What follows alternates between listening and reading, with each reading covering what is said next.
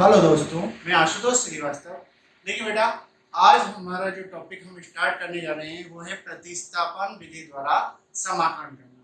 प्रतिस्थापन विधि द्वारा समाकलन में क्या होता है, जो कोई फलन हमें दिया होगा उस फलन में डायरेक्ट समाकलन पॉसिबल नहीं होगा, तो हम किसी फलन को टी मानकर किसी अन्य फलन को कवर कर लेंगे। अब कैसे कवर करेंगे, क्या करेंगे, वो अभी हम क्वेश्चन के द्वारा, एक एग्जांपल के द्वारा समझते हैं बच्चों। देखिए एक छोटा सा एग्जांपल करते हैं हम। जैसे क्वेश्चन है हमारा x sin x square dx, x sin x square dx। अब बच्चों इसका हमें समाकलन करना है। क्या हम इसका डायरेक्ट समाकलन जानते हैं? नहीं जानते, हमने कोई ऐसा समाकलन पढ़ा ही नहीं है जिससे हम इसका डायरेक्ट समाकलन लिख सकते। लेकिन देखिए, अगर मैं यहाँ x स्क्वायर को t मानूं, देखिए t जरूरी नहीं t मानो, p मान सकते हो, कुछ भी मान सकते हो, लेकिन हम जनरली t मानते हैं और आप भी t मान लीजिएगा, ठीक है। x स्क्वायर को t मानेंगे तो सबसे पहले मान लेते हैं, माना x स्क्वायर बराबर t, माना x स्क्वायर बराबर t, ठीक है। अब देखिए x स्क्वायर बराबर t मान लिया, इसका हम अवकलन करेंगे। यहाँ पर क्या करेंगे? अवकलन करेंगे। तो x स्क्वायर का अवकलन क्या होगा बच्चों? x स्क्वायर का अवकलन होगा 2x, और x का t के सापेक्ष अगर हम अवकलन करें तो वो हो जाएगा dx अपॉन dt। क्या हो जाएगा? dx upon dt। और t का अवकलन t के सापेक्ष करेंगे तो कितना हो जाएगा? 1 हो जाएगा। क्लियर? तो हम इसको क्या लिख सकते हैं बच्चों? इसको लिख सकते हैं 2x dx बराबर dt। क्लियर? तो कभी भी हम ये लाइन ना लिखकर डायरेक्ट इस लाइन को लिखा करेंगे समाकलन में, इसकी जरूरत नहीं है। तो ये क्या हो गया? 2x dx बराबर dt हो गया। इसका मतलब हम इसको लिख सकते हैं x dx बराबर dt by 2। Clear? x dx बराबर dt बाई 2। अब देखिए x स्क्वायर को हमने t माना था, तो देखिए x dx को हम क्या लिख सकते हैं? dt by 2, मतलब x और dx, इसको हम क्या लिख सकते हैं? dt by 2 लिख सकते हैं। तो हमारा यहाँ t मानने का क्या प्रॉफिट रहा? देखिए ये sin x स्क्वायर था, x स्क्वायर को t माना था, तो ये तो हो गया sin t, और x dx की जगह क्या लिख दूं? x dx की जगह लिख रहा हूं मैं dt by 2। तो 1/2 तो कांस्टेंट है, इसको वहां लिख देते हैं, अचर है इसको, और dt by 2 था तो dt लिख देते हैं, 1/2 में भाग लिखते हैं। अब देखिए ये बन गया sin t, तो sin t हो या sin x हो एक ही बात है। तो ये इसका हम डायरेक्ट समाकलन जानते हैं। sin x का डायरेक्ट समाकलन क्या होता है? माइनस cos x होता है। तो sin t का क्या हो जाएगा समाकलन? माइनस cos t हो जाएगा। 1/2 minus cos t plus c, अनिश्चित समाकलन है तो साथ में क्या आएगा दोस्तों?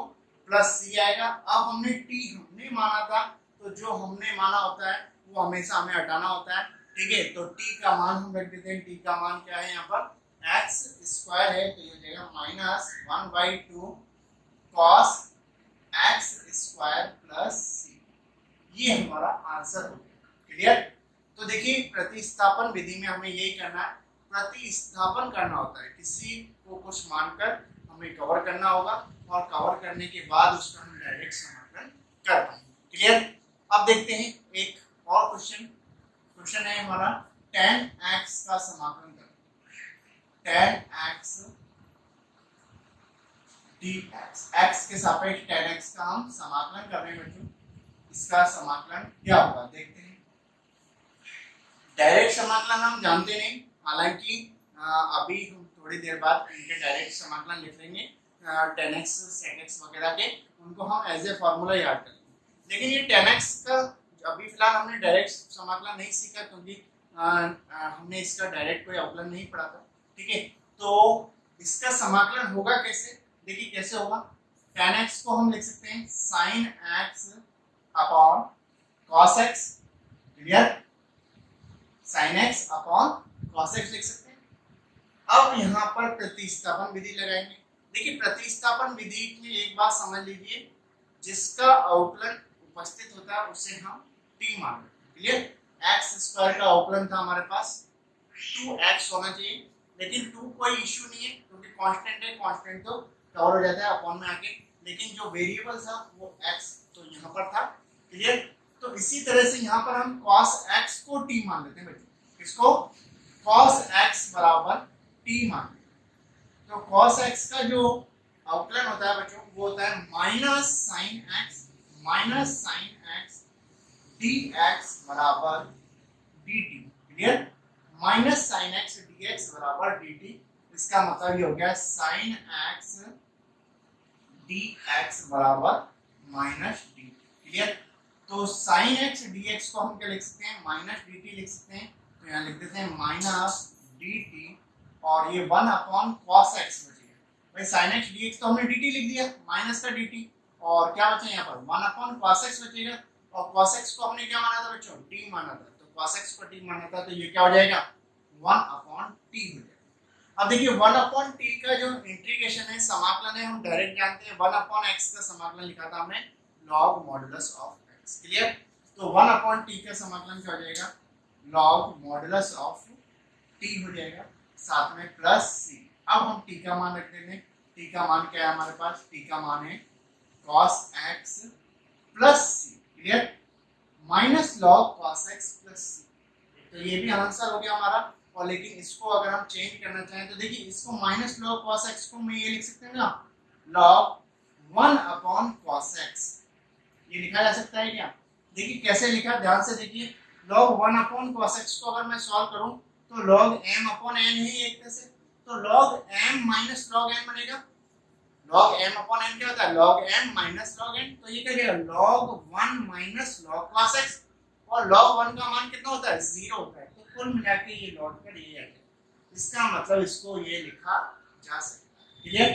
अब 1 अपॉन cos x को क्या लिख सकते हैं, 1 अपॉन cos x को लिख सकते हैं log modulus of sec x plus log modulus of sec x plus, ये हमारा इसका समाकलन हो गया बच्चे। क्लियर। अब आप ये भी ध्यान रखिएगा कि डायरेक्ट इसका जो समाकलन है वो आप डायरेक्ट याद भी रखिएगा, और सॉल्व करना तो मैंने बता ही दिया। एज ए फॉर्मूला आपको क्वेश्चन में यूज करना पड़ेगा कि tan x का समाकलन क्या होता है, तो log modulus of sec x। Clear. इसी तरह से cot x dx, इसका जो समाकलन होता है वो क्या होता है बच्चों, ये होता है log modulus of sin x plus log modulus of sin x plus. Clear. ये आप एज ए फॉर्मूला याद कर लेंगे, और सॉल्व करना चाहें तो इसी तरह से कर सकते हैं, cot x को cos x upon sin x। Next है sec x का जो समाकलन होता है वो क्या होता है बच्चों, वो होता है log modulus of sec x plus tan x। क्या होता है, sec x plus tan x plus. Clear. इसी तरह से cosec x का जो समाकलन होता है वो क्या होता है, log modulus of cosec x minus cot x plus, क्या होता है, log modulus of cosec x minus cot x plus. Clear. तो ये 4 फॉर्मूले और ऐड कर लीजिएगा जो मैंने फॉर्मूले लिखाए थे उसमें, और डायरेक्ट आप लर्न भी कर लीजिएगा, याद भी कर लीजिएगा, और साथ के साथ मैंने सॉल्व करना ये बता दिया। इस तरह से आप cot x का सॉल्व कर सकते हैं। अब इन दो में से एक और मैं सॉल्व करके आपको बता देता हूँ किस तरह से इनको सॉल्व करना। देखते हैं cosec x का जो समाकलन है log modulus of cosec x minus cot x plus c होता है, किस तरह से होता है इसको सिद्ध करते हैं। cosec x का हम इंटीग्रेशन कर रहे हैं, ये प्रूव कर रहे हैं कि ये log modulus of cosec x minus cot x plus c। Clear. अब देखिए क्या करें, इसको सॉल्व कर लेते हैं। cosec x, यहाँ पर हमने बच्चों cosec x minus cot x से मल्टीप्लाई और cosec x minus cot x से डिवाइड कर। क्लियर।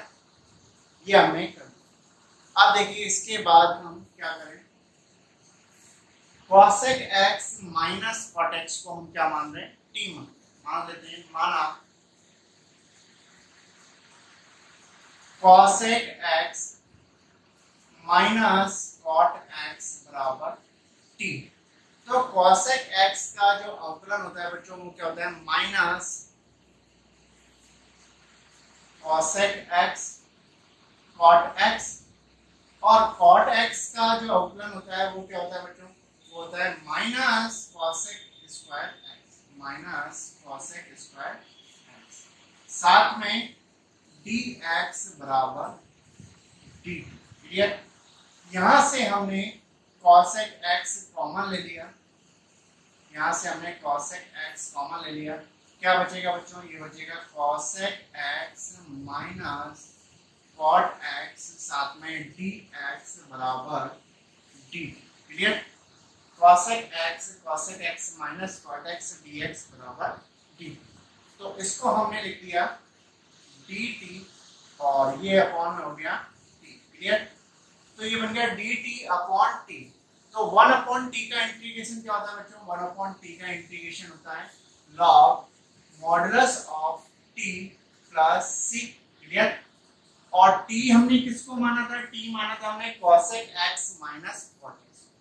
तो यहाँ पुट कर देते हैं, तो ये हो जाएगा log modulus of cosec x minus cot x plus. Clear. ये हमारा आंसर है। तो देखा आपने, इस तरह से आप चाहें तो sec x का भी प्रूव कर लीजिएगा। एक्सरसाइज का एग्जांपल नंबर 5 का क्वेश्चन नंबर 3 देखिए बच्चों। क्वेश्चन है इंटीग्रेशन करना हमें tan की power 4 under root x sec square under root x upon under root x, किसके सापेक्ष, x के सापेक्ष का समाकलन करना। आप देखिए सबसे पहले आप देखिए अंडर रूट x आपके लिए एक प्रॉब्लम है। एक बात और ध्यान रखिए, सभी जो भी ट्रिग्नोमेट्री फंक्शन है उसमें आप एंगल जो है, मतलब जो कोण है उसको t अज्यूम कर लेंगे तो मैक्सिमम क्वेश्चन आपके इजी हो जाएंगे।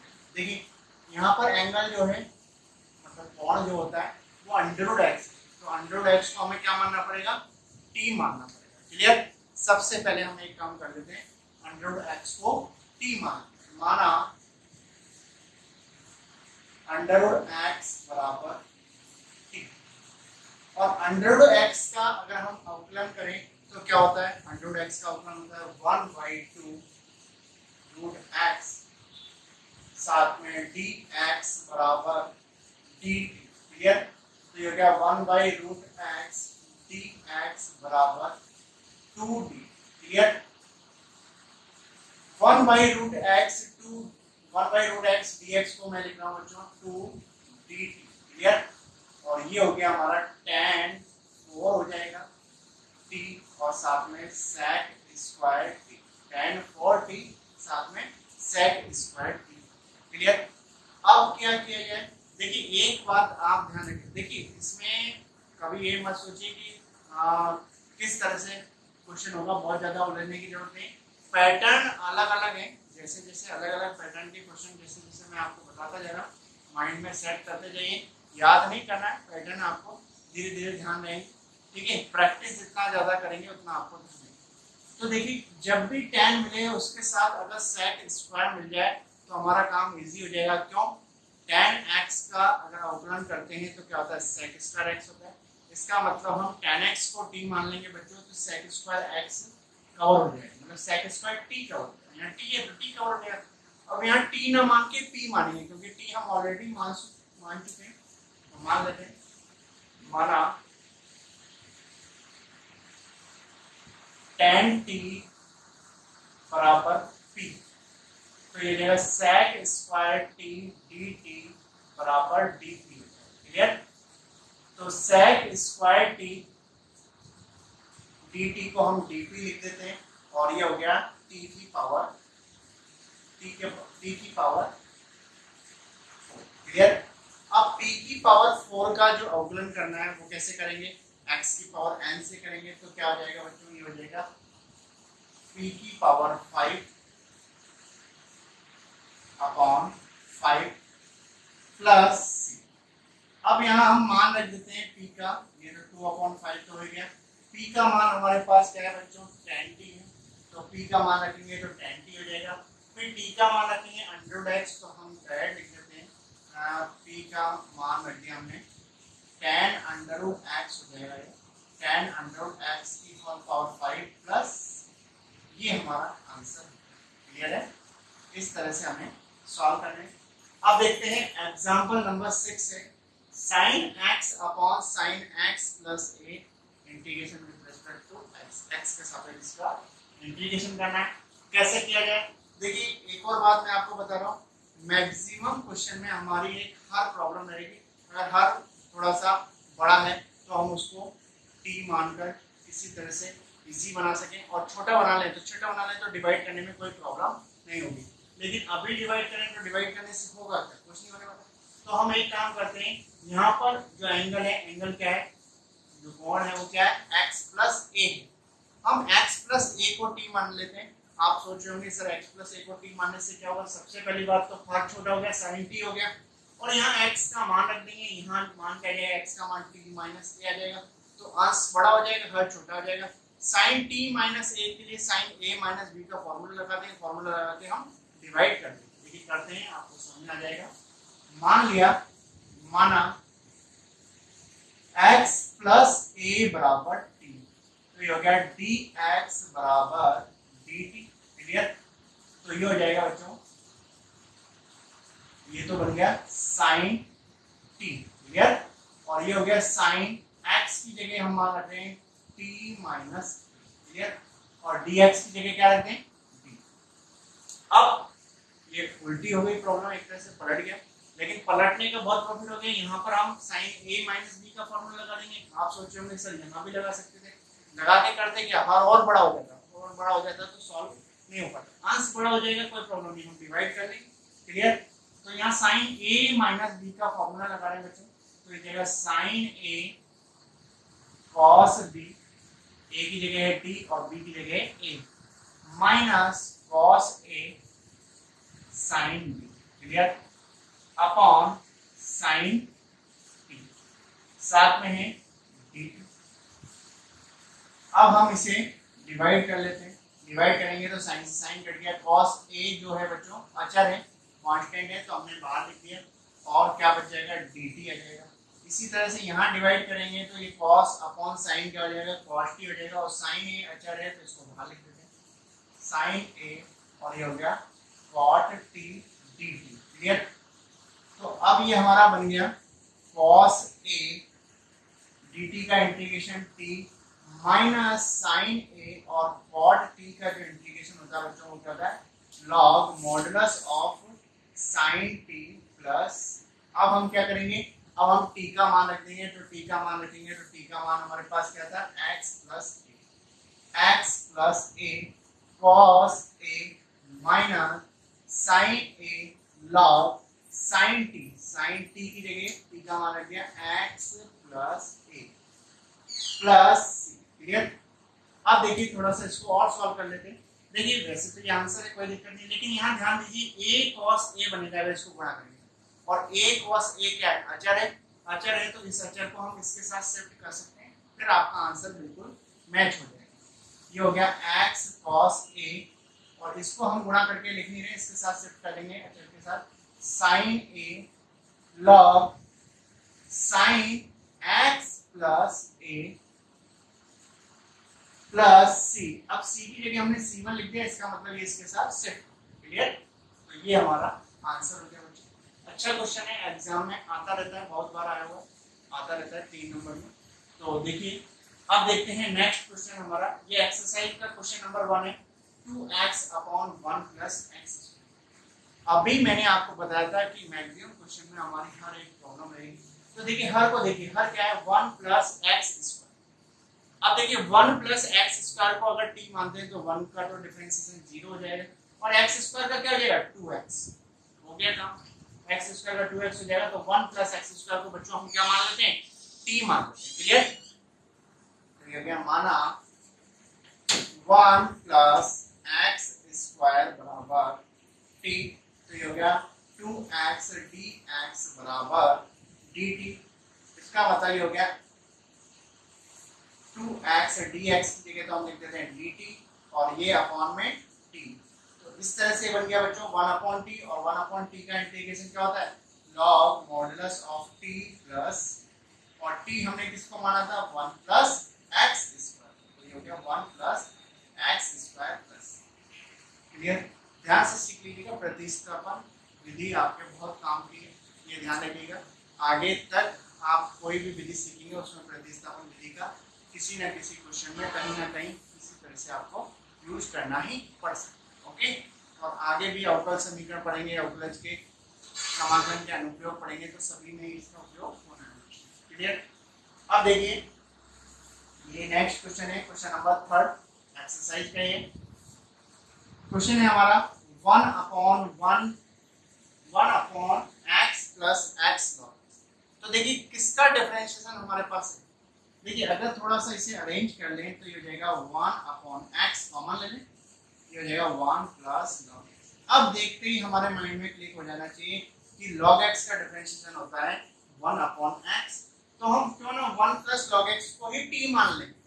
1 प्लस log x को t मान लें तो 1 का तो कोई इश्यू नहीं, कांस्टेंट है, अचर है, तो 1 का डिफरेंशिएशन हो जाएगा 0, log x का होगा 1/x, तो ये 1/x क्या हो जाएगा बच्चों कवर हो जाएगा। मान लेते हैं, माना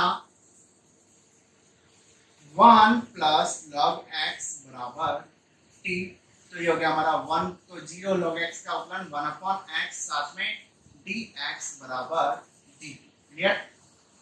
अब 1/x dx को dt माने तो ये हो जाएगा 1/t, ये मान रख दिया 1/t, साथ में dt, और 1/t का जो इंटीग्रेशन होता है वो क्या होता है log modulus of t plus. Clear?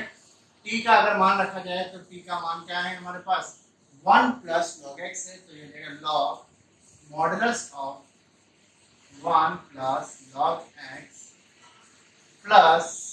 Clear? ये हमारा आंसर है।